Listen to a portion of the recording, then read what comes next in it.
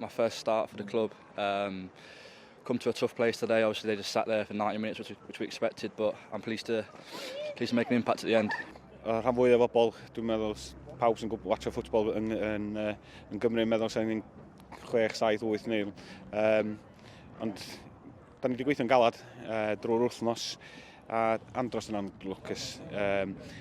I golli o be oedd ei munud ola, injury time neu be bynnag oedd ei. Anodd i gymryd, ond just fel da ni'n dweud, cyn y peth yn y pryd ni'n Ymateb season diwetha, just really ffidi'r gair, just prowd iawn o'r hogiau I gyd a pawb I wneud efo'r clwb. We must have had close to 15, 16 corners. And to be fair, the goalkeeper's made 2 unbelievable saves from Ryan Astl's header. You know, the second one was a world-class save. I don't know how he saved it where he has, but he's made a fantastic save. And like I said, fortunately, the third corner in a row will keep a bit of pressure and we'll score from it. So, yeah, we're really pleased to be through, but, I think we've got to give a lot of credit to Mould, that they've made it a really tough game.